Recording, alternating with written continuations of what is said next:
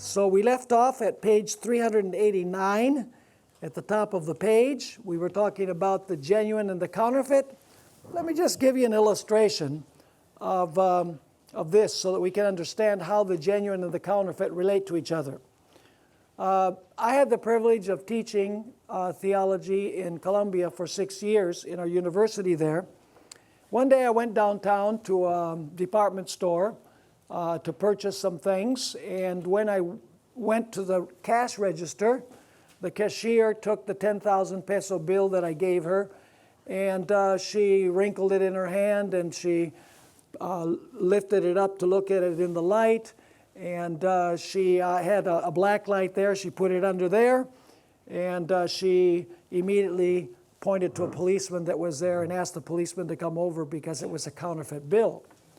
And so, you know, down there you're guilty until proven innocent, and here it's innocent until proven guilty, supposedly.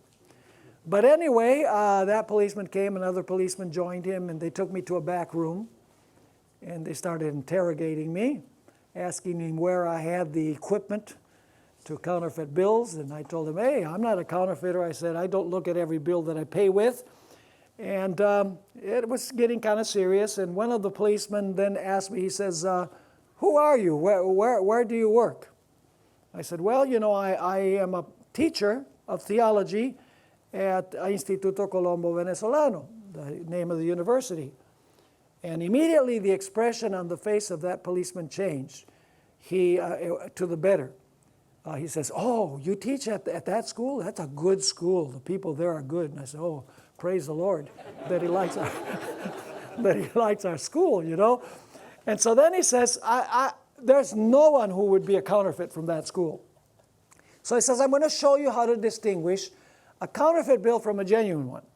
So he went to the cash register. He got the counterfeit 10,000 peso bill, and then he took a genuine 10,000 peso bill.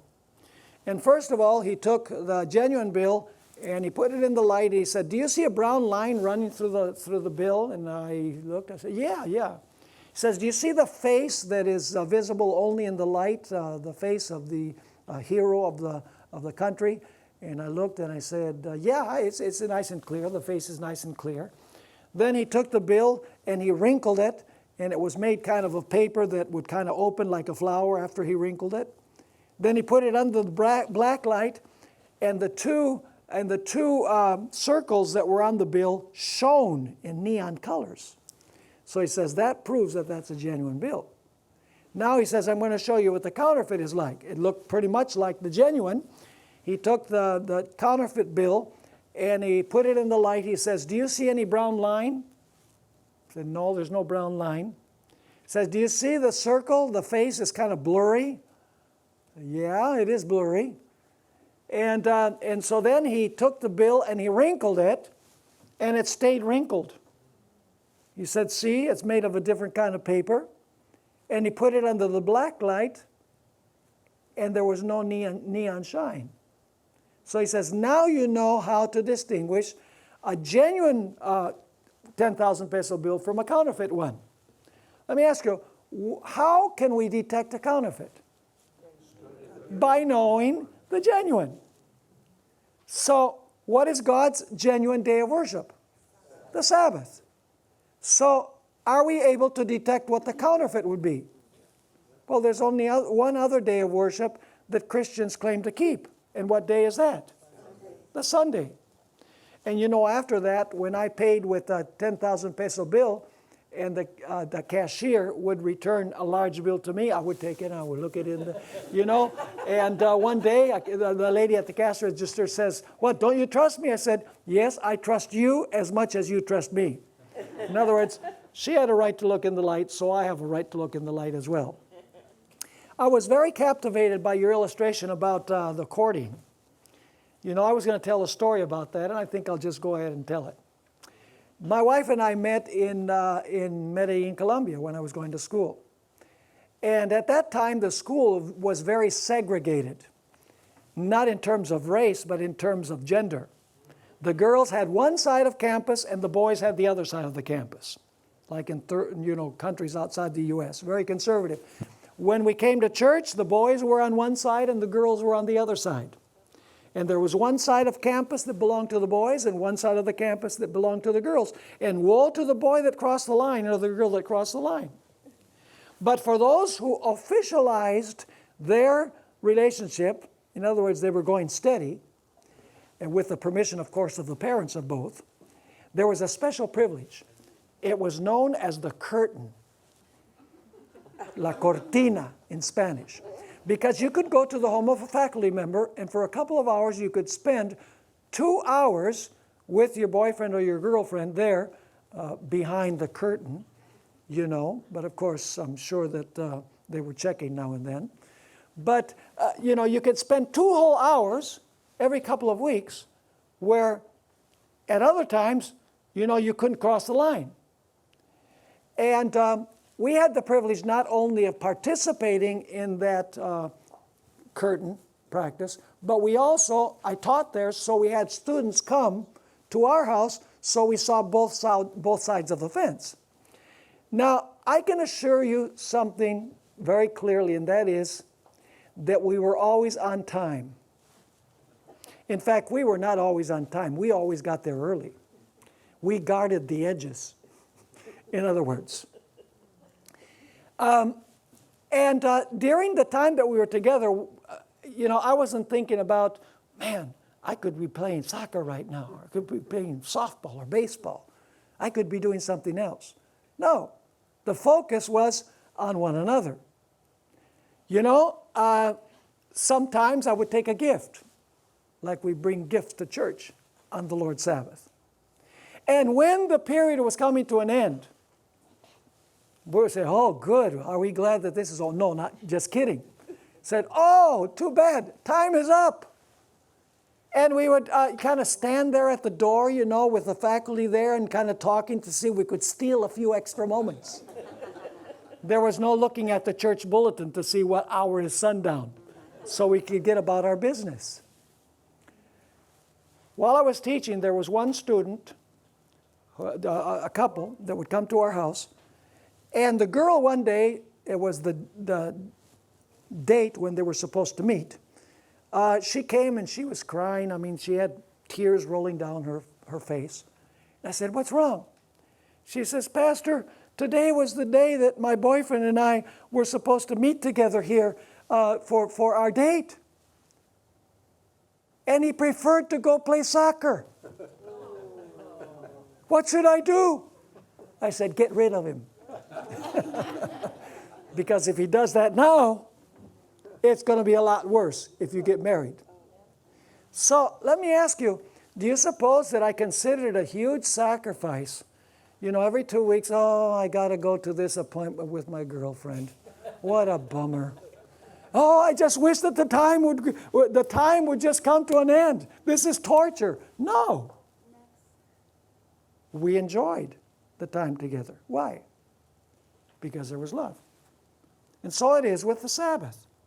You know, we want to start the Sabbath early to see if we can steal a few extra moments. And at the end, we don't want the Sabbath to end. And our conversation has to do not with other things that we would rather do. Our conversation has to do with our relationship with Christ. So the Sabbath is about a relationship with Christ. That's what it's about. It's not about rules and regulations. The reason why we suspend all of our things is so that we can concentrate on our love relationship with Jesus Christ. Now, let's go to the bottom of page 389. The penalty. What was the penalty for violating the Sabbath? Well, Exodus 31 verse 15 says, work shall be done for 6 days, but the seventh day is the Sabbath of rest, holy to the Lord. Whoever does any work on the Sabbath, he shall surely be put to death. Wow. Is that true of Adam and Eve if they ate from the tree? Let's go to the note. At the beginning, Satan seemed to say to Eve, do you really think that God would pronounce the death penalty just for eating a piece of fruit? Come on, be real. If God threatened to kill Moses for not circumcising his son, how serious would he consider breaking the Sabbath? Would God be any less particular if people considered the observance of the Sabbath optional? Some people argue that because we do not execute those who break the Sabbath today, the Sabbath is no longer binding upon Christians. However, this logic ignores that the fact that adulterers in the Old Testament suffered execution as well. Is adultery all right today because we do not execute people for it? The fact is that knowingly trampling upon the Sabbath does not presently lead to death, but willfully trampling upon it will eventually lead to second death at the end of time. Now, you're probably wondering, where did Pastor Bohr get this idea of comparing what happened with Adam and Eve and the tree, them being able to eat from all the trees except for one, and that we're able to use all 4 days for ourselves except for one, all 6 days for ourselves except for one. Where did I come up with this idea? Well, it's in the spirit of prophecy. Notice this next statement, our high calling 3:43. As the tree of knowledge was placed in the midst of the Garden of Eden, and this, you can find this, Jeannie, is another evidence from the spirit of prophecy. As the tree of knowledge was placed in the midst of the Garden of Eden, so the Sabbath command is placed in the midst of the Decalogue. In regard to the fruit of the tree of knowledge, the restriction was made, you shall not eat of it, lest you die. Of the Sabbath, God said, ye shall not defile it, but keep it holy. Remember the Sabbath day to keep it holy. As the tree of knowledge was to test Adam's obedience, so the fourth commandment is the test that God has given to prove the loyalty of his people. So there you have the parallel. Ellen White draws the parallel between the two. Now, some people say the Sabbath is for the Jews. Well, that's not totally false. Is the Sabbath for us? Are we Jews? We're spiritual Jews. So if we're spiritual Jews, is the Sabbath for us? Yes. Galatians 3:29 says, and if you are Christ's, then you are Abraham's seed and heirs according to the promise. So if we're spiritual Israel, we will keep the Sabbath that God gave to Israel. Now let's talk about the final test. What were the two issues in the story of Daniel 3? And you have a hint that is subtle as a freight train. Notice the number of times the word worship appears in this chapter.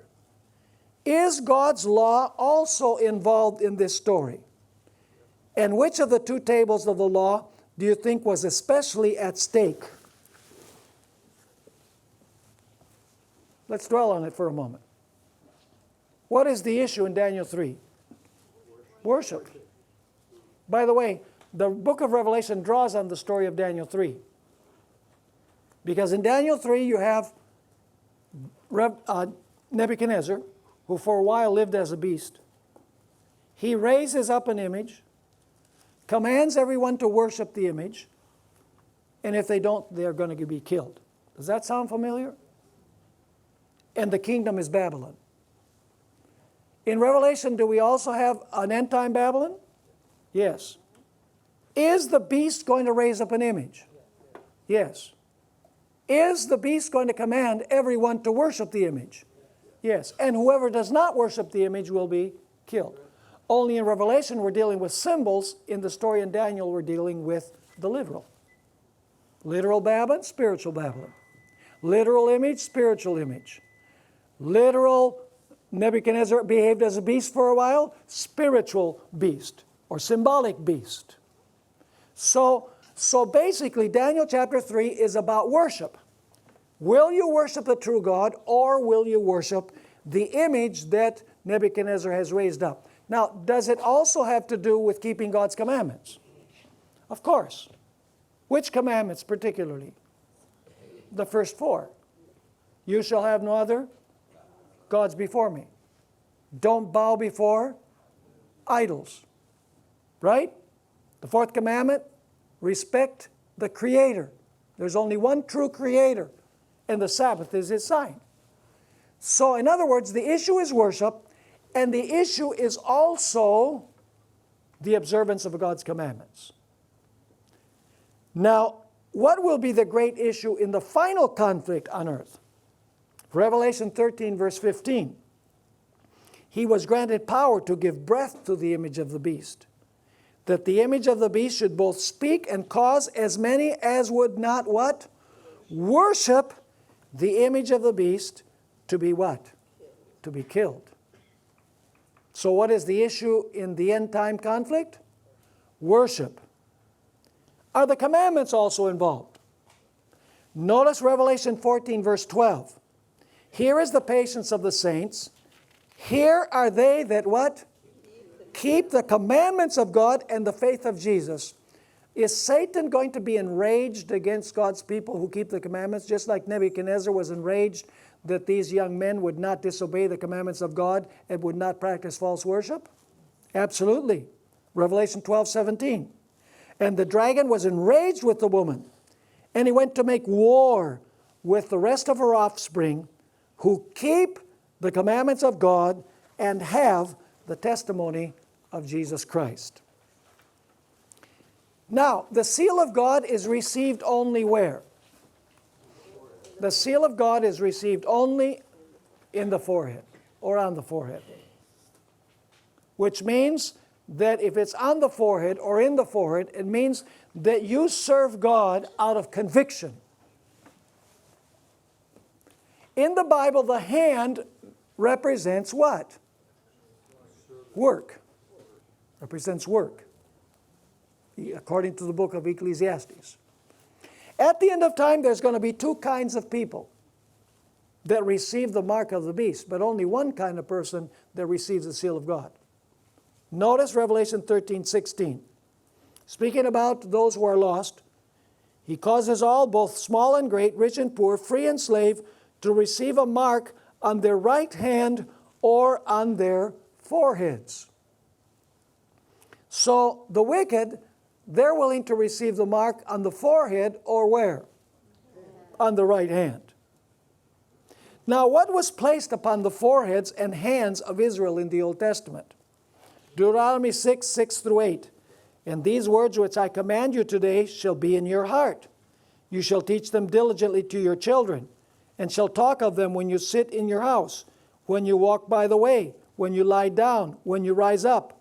You shall bind them as a sign on your hand, and they shall be as frontlets between your eyes.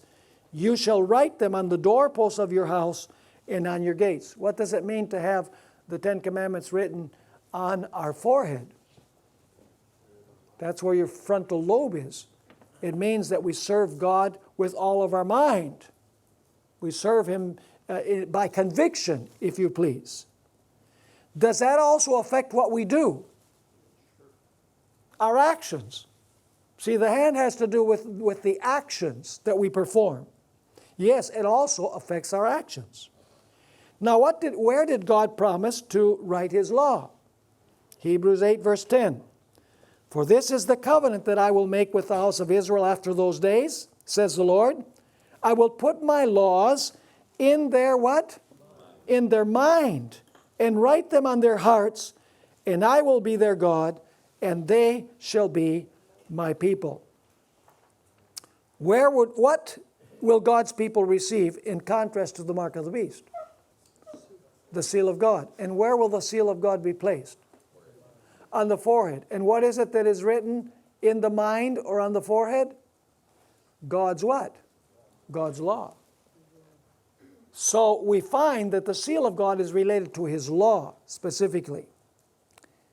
Which commandment does the first angel's message draw our attention to?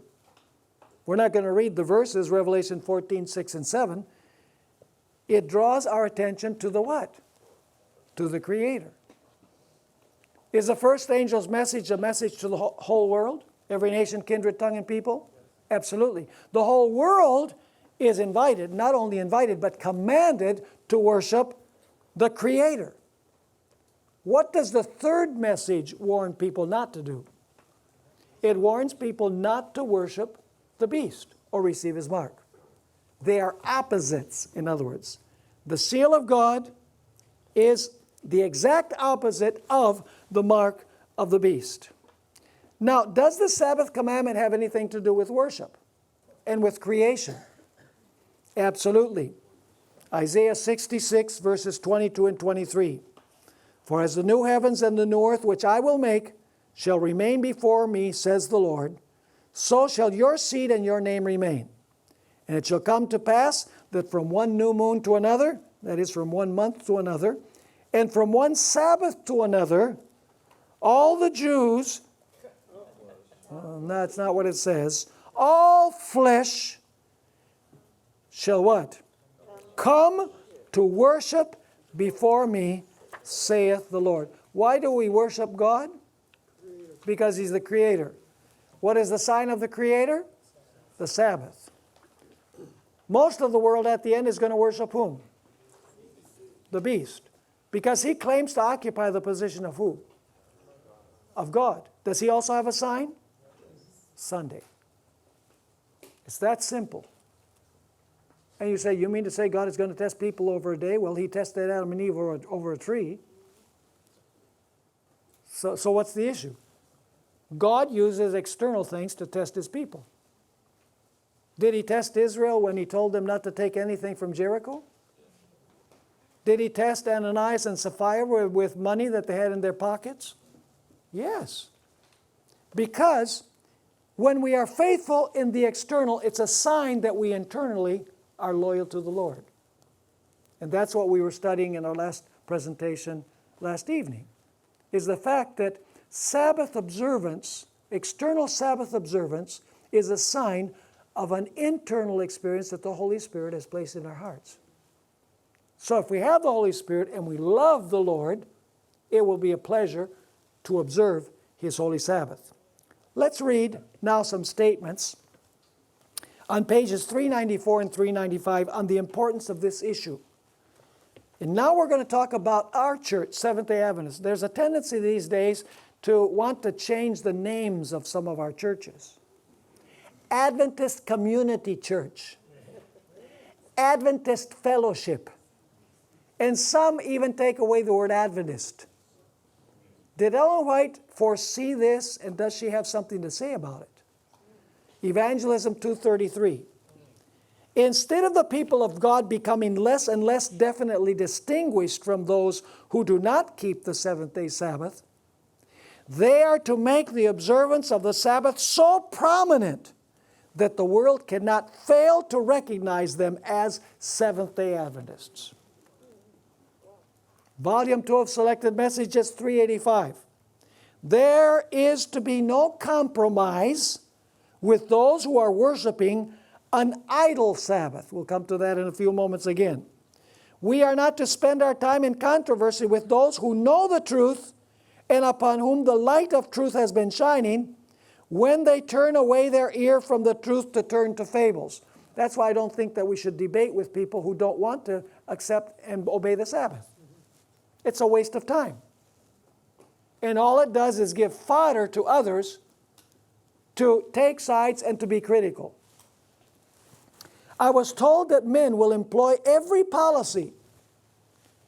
Wow, this is amazing. I was told that men will employ every policy to make less prominent the difference between the faith of Seventh-day Adventists and those who observe the first day of the week. Is that happening? As I speak, you better believe it. The whole world will be involved in this controversy, and the time is short. This is no time to haul down our colors. Selected Messages, Volume 2, page 385, we find this remarkable statement. A company was presented before me under the name of Seventh-day Adventists. These are Adventists, folks, Seventh-day Adventists, who were advising that the banner or sign which makes us a distinctive people should not be held out so strikingly, for they claimed it was not the best policy in securing success to our institutions. The distinctive banner is to be borne through the world to the close of probation. In describing the remnant people of God, John says, here is the patience of the saints, Here are they that keep the commandments of God and the faith of Jesus. This is the law and the gospel. The world and the churches are uniting in harmony in transgressing the law of God, in tearing away God's memorial, and in exalting a Sabbath that bears the signature of the man of sin. However, the Sabbath of the Lord thy God is to be a sign to show the difference between the obedient and the disobedient. I saw some reaching out their hands to remove the banner and to obscure its significance. That's within the church. One final statement. Volume 2 of Second Messages, page 386. Our people have been regarded as too insignificant to be worthy of notice, but a change will come. The movements are now being made. The Christian world is now making movements that will necessarily bring the commandment-keeping people to notice. There is a daily suppression of God's truth for the theories and false doctrines of human origin. There are plans and movements being set on foot to enslave the consciences of those who would be loyal to God. The law-making powers will be against God's people. Every soul will be tested. Oh, that we would as a people be wise for ourselves, and by precept and example impart that wisdom to our children. Every position of our faith will be searched into. And if we are not thorough Bible students, established, strengthened, settled, the wisdom of the world's great men will be too much for us. Now is the time that we need to be intensely studying the Bible and discovering all of the reasons for our faith, because someday Ellen White explains that we will have to appear before rulers, governors, presidents to give a reason for our faith. And so we must know our faith well. We must be able to argue why our positions are correct and true and biblical. Or else, as Ellen White says here, the wisdoms of the world's great men will be too much for us. We will not be able to persuade them. And by the way, the Seventh-day Adventist Church publishes the journal Liberty. Some people say, why do we publish liberty? Why do we even fight for religious liberty? Let the end come. Let's not try to stop it. Let's not try to slow it down. Why do we have Liberty magazine? Why do we emphasize religious liberty? Because we believe that many of the individuals that are in government eventually will come over to the Lord's side, because we shared the message of religious liberty with them. So it's a method of reaching the thinkers out there so that they will see the issues and they'll come over to the right side. And by the way, we might be thankful someday that some of these individuals read the articles in Liberty magazine, because they will favor us when we come before kings and rulers. So it is a blessing to have the Seventh-day Adventist Church struggle for religious liberty and take up religious liberty issues. Okay, let's go to page 397. We have just a little less than a half an hour to deal with the idle Sabbath. Ellen White repeatedly referred to Sunday as the idle Sabbath. It's a very interesting way of referring to the counterfeit day of worship. Now, let's read the verses that we have here at the beginning of this chapter. First of all, Deuteronomy chapter 7. Deuteronomy chapter 7, and we'll read verses 25 through 27.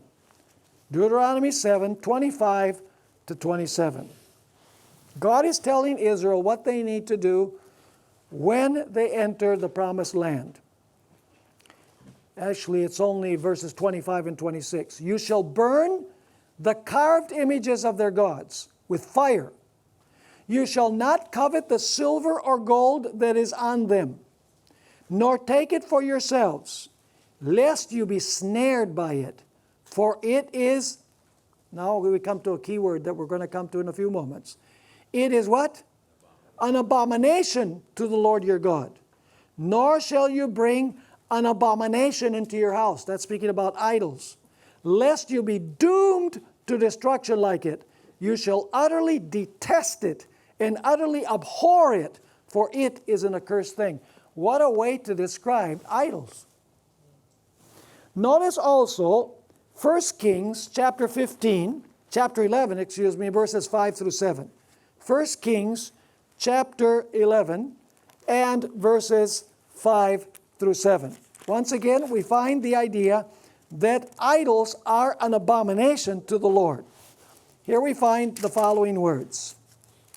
11, 5 through 7. It's talking about Solomon.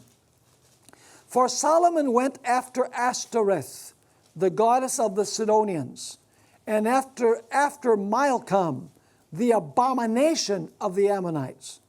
Solomon did evil in the sight of the Lord, and did not fully follow the Lord as did his father David.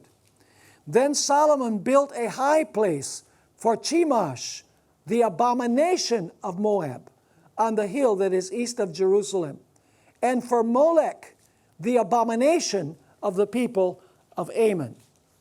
So what is idolatry called? It is called an abomination. Now, why is that important? We need to go to Ezekiel chapter 8 to understand the reason why. Ezekiel chapter 8. Ezekiel is that big book right before the book of Daniel. So let's go to Ezekiel chapter 8, which is known as the abominations chapter. Because in this chapter, God shows Ezekiel an abomination that's being committed among those who profess to be God's people. This is not the Philistines or the Egyptians or the Babylonians or the Assyrians that are doing this. These are God's professed people and the leaders of God's people, the ones that are practicing these things. It's called the abominations chapter because God shows Ezekiel an abomination that God's professed people are committing. And Ezekiel thinks, wow, that's pretty bad. And God says, you haven't seen anything yet. I'm going to show you a worse abomination than this. And so then God shows Ezekiel another abomination. And Ezekiel thinks, this is terrible. And God says, you haven't seen anything yet. I'll show you a greater abomination than this. The final and greatest abomination on the list is found in Ezekiel chapter 8 and verses 16 and 17. Ezekiel chapter 8 and verses 16 and 17. And actually, we'll read all the way through verse 18. Notice it says in verse 16, so he brought me into the inner court of the Lord's house. So this is talking about something that's happening where? In the temple. That's right. And there at the door of the temple of the Lord, between the porch and the altar, were about 25 men with their backs toward the temple of the Lord. How was Israel supposed to pray? Toward the temple. Where was the door to the sanctuary? It was on the east side, which means that if you're worshiping towards the sanctuary, what is to your back? The sun is to your back. God did that purposely because all of the ancient nations worshiped with the faces to the east. But God said, no, you're going to worship with your face to the west so that the sun is at your back. So it says here, then, their faces toward the east, and they were worshiping the sun toward the east. In God's own temple. The religious leaders. Verse 17. And he said to me, have you seen this, O son of man? Is it a trivial thing to the house of Judah to commit what was this called? The abominations which they commit here? For they have filled the land with violence. Then they have returned to provoke me to anger. Indeed, they put the branch to their nose. And now God is going to say what the result is going to be. Therefore, I also will act in fury. My eye will not spare, nor will I have pity. And though they cry in my ears with a loud voice, I will not hear them. Wow. Was everybody in the city committing these abominations? Was every person in the city committing these abominations? No, not everybody was. So God is saying, because of these abominations, the greatest of which is worshiping the sun, I am going to punish Israel. I'm not going to have pity. They can cry out and I'm not going to hear. But in the city, there are some people that are not participating in the abominations, a small remnant. So is it necessary to separate them from those who are committing the abominations so that when destruction comes, they survive? Absolutely. Chapter 9.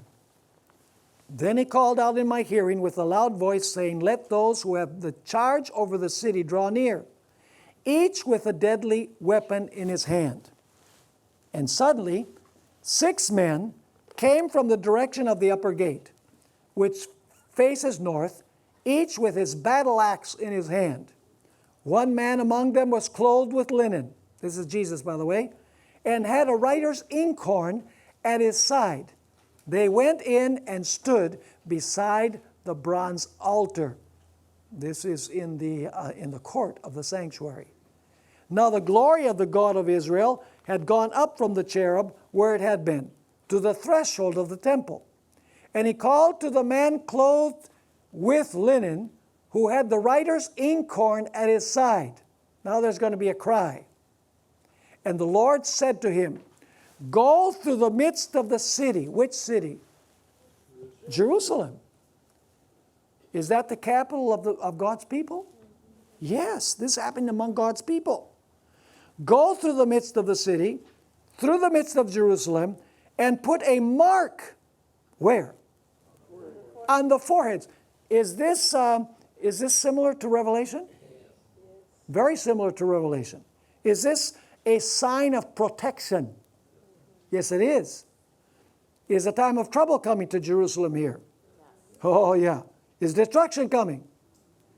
Is everybody going to be destroyed? No. A group is going to be what? Sealed.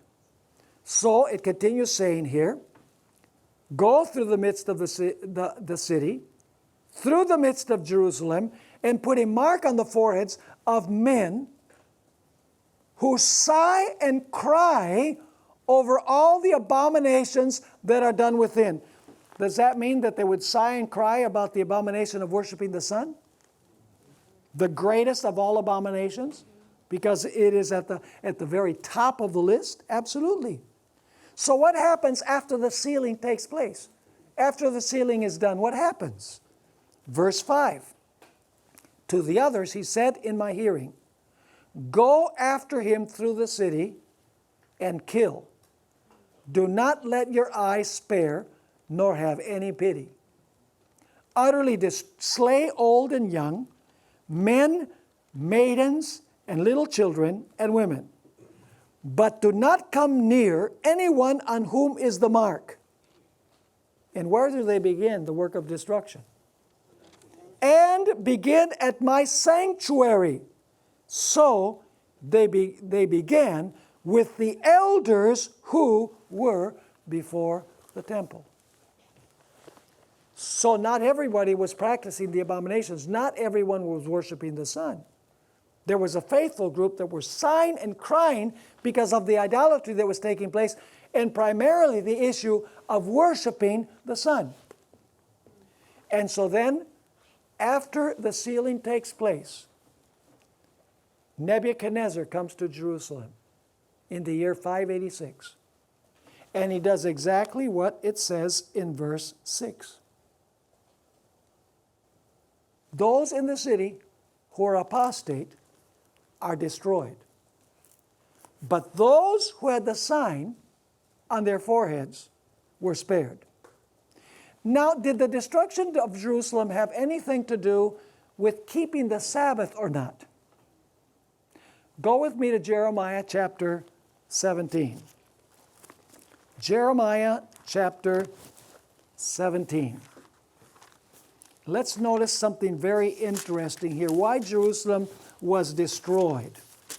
Well, it's because they were worshiping the sun, but it was more serious than that. Notice chapter 17, and we will begin reading at verse 24. Did the desecration of the Sabbath have anything to do with the destruction of Jerusalem? Absolutely. Now, if they were worshiping the sun, were they keeping the Sabbath? Of course not. Notice verse 24. Actually, verse 24. And it shall be, if you heed me carefully, says the Lord, to bring no burden through the gates of this city on the Sabbath day, but hallow the Sabbath day, that is, sanctify it, to do no work on it, then shall enter the gates of this city kings and princes sitting on the throne of David, riding in chariots and on horses, they and their princes, accompanied by the men of Judah and the inhabitants of Jerusalem. And this city shall what? Remain forever. But you have the other side of the coin. Notice verse 26. And they shall come from the cities of Judah and from the places around Jerusalem, from the land of Benjamin, from the lowland, from the mountains, from the south, bringing burnt offerings and sacrifices, grain offerings, and incense, bringing sacrifices of praise to the house of the Lord. That's what's going to happen if the Sabbath is kept. The city's going to remain forever. But now verse 27 tells us what's going to happen if they break the Sabbath. But if you will not heed me to hallow the Sabbath day, such as not carrying a burden when entering the gates of Jerusalem on the Sabbath day, then I will kindle a fire in its gates, and it shall devour the palaces of Jerusalem, and it shall not be quenched. Did Sabbath observance have anything to do with the destruction of Jerusalem? Absolutely. And you'll notice here that Jeremiah lived immediately before the Babylonian captivity, interestingly enough. Now, in the light of what we've noticed, let's go to the statements from Ellen White that we find on page 397. We set the stage now by studying the passage in Ezekiel. We've noticed they were worshiping the sun and they were trampling upon the Sabbath. Is it just possible that at the end of time, that's the type of idolatry that's going to be committed by the Christian world? Listen to the terminology that Ellen White used. The Sabbath question is one that will demand great care and wisdom in its presentation. Much of the grace and power of God will be needed to cast down the idol that has been erected in the shape of a false Sabbath. So what is Sunday? An idol. And what shape does it have? Well, it has the shape of the Sabbath, but it's a false Sabbath. Notice the next statement. Review and Herald, March 8, 1898. Satan has taken the world captive. He has introduced what kind of Sabbath? An idol Sabbath. Is it just as much idolatry and an abomination to keep Sunday as it is to worship the sun? You say, well, it's not the same. We'll come back to that at the end. He has introduced an idol Sabbath, apparently giving to it great importance. Is that true? He's giving it great importance? Oh, yeah. He has stolen the homage of the Christian world away from the Sabbath of the Lord for this idol Sabbath. And now notice the comparison. The world bows down to a tradition, a man-made commandment. As Nebuchadnezzar set up his golden image on the plain of Dura, and so exalted himself, so Satan exalts himself in this false Sabbath, for which he has stolen the livery of heaven. Interesting that she compares it with the image that Nebuchadnezzar raised up, which, by the way, that image was in honor of the sun god Marduk. What was the image made of? Gold. Do you know what the ancients called gold? The dew of the sun, because they felt that gold had dripped down from the sun at one point. By the way, they also worship gods of silver. Silver was the moon goddess because the moon is silver. So idols of gold and silver represented the fact that they worship the sun and they worship the moon. Notice the next statement. Like Cain, men are today violating a plain, thus saith the Lord. So she's compared it with Nebuchadnezzar. Now she's going to compare it with Cain. God has sanctified and blessed the seventh day, requiring all men to keep it sacred as His memorial of creation. But, inspired by the arch-deceiver, man has set up a rival rest day, which God regards as he did the offering of Cain. Why? Because Cain offered God what he wanted to offer, not what God commanded. The Christian world offers God the day that they want to offer, not the day that God has commanded. She continues, like Cain, those who worship this idol are offended because God's chosen people will not reject the day specified in His law as holy, to keep a rest day of man's creation. They try to force their fellow men to worship this idol. Thus did Nebuchadnezzar when he set up a golden image in the plains of Dura, and in his pride and self-exaltation sought to compel all to bow down to it. Is the Christian world going to compel God's people to bow down and keep Sunday as a day of rest? Man-made? Yes. As Cain set aside God's holy command and offered a sacrifice of his own choice, so men have set aside God's holy Sabbath and have exalted one of their own creation. Is Sunday a day of worship created by man? Yes, it is. And Cain was filled with bitterness against Abel. As he was filled with bitterness against Abel, so they are filled with bitterness against those who, by keeping God's Sabbath, cast reflections upon the worship of a day which bears no divine sanction or appointment. Thus it has been, thus it will be till the end of time. Sin is Satan's attribute, and it is always leagued against good. The spirit of Cain is manifested in all false religions. Satan's work is to condemn and destroy, to take away man's liberty and destroy his life. Transgression always leads men to act as Satan's agents to carry out his purposes against God and righteousness. And then she's going to compare the sin of the Christian world to Nadab and Abihu. Lo, surprise, surprise. We've already talked about that. Notice this, Review and Herald, December 20, 1898. But this day, so universally exalted that Sunday is a spurious Sabbath, a common working day. It is accepted in the place of the day that the Lord has blessed and sanctified. But the sure result of this course may be seen in the punishment which fell upon Nadab and Abihu, the sons of Aaron. Is it the same principle? Offering God the secular as if it was holy.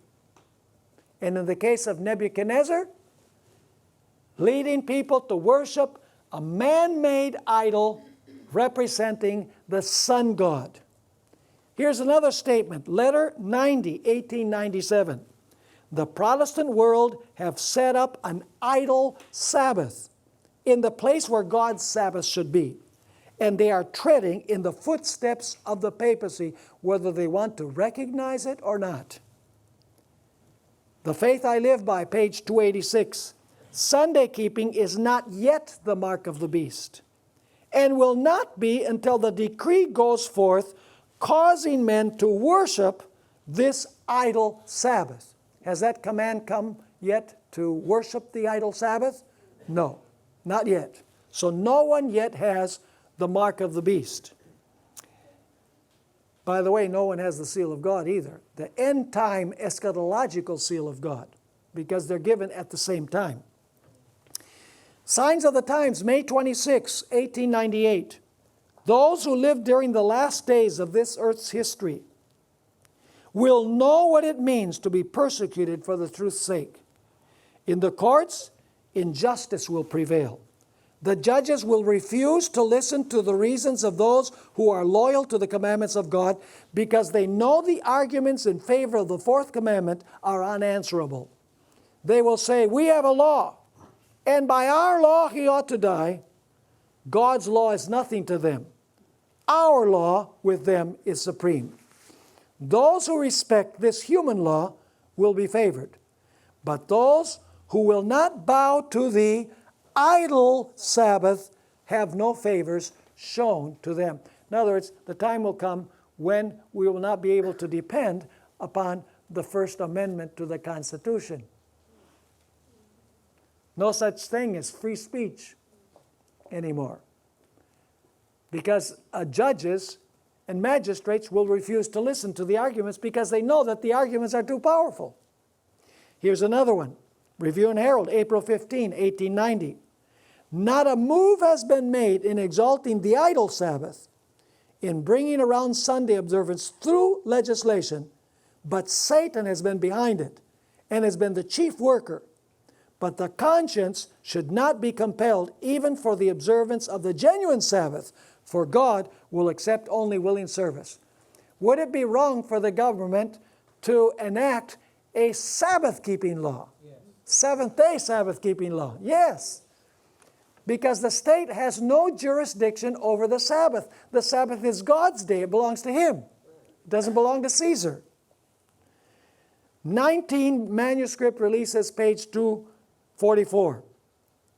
Among professed Christians there are idolaters, men and women who are not sealed by God.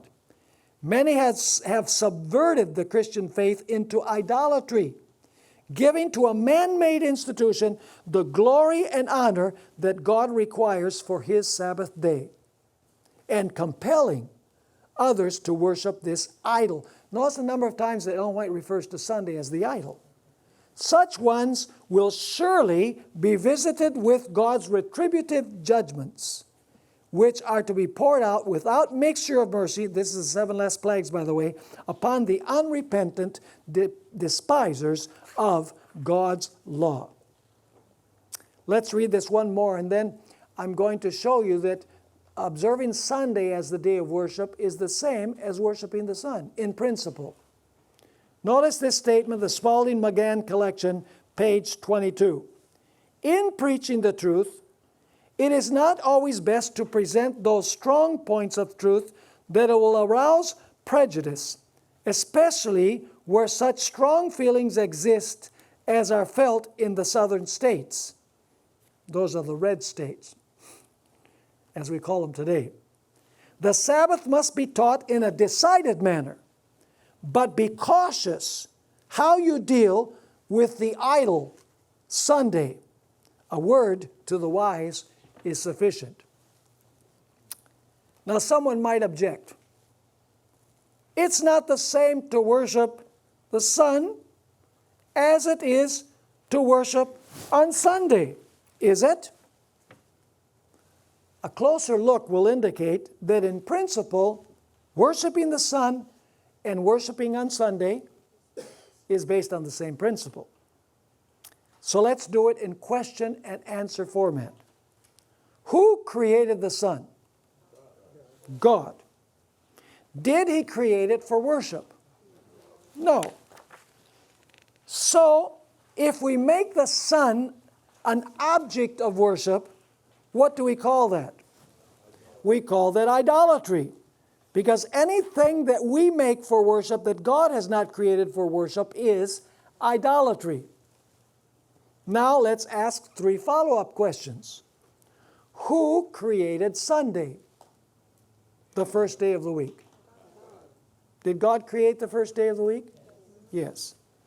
Did He create the day of the sun for worship? No. It's a secular work day, isn't it? So, did He create it for worship? No. So what happens if human beings make it a day of worship? It's idolatry. Because anything that man makes for worship, in place of what God has established for worship, is idolatry.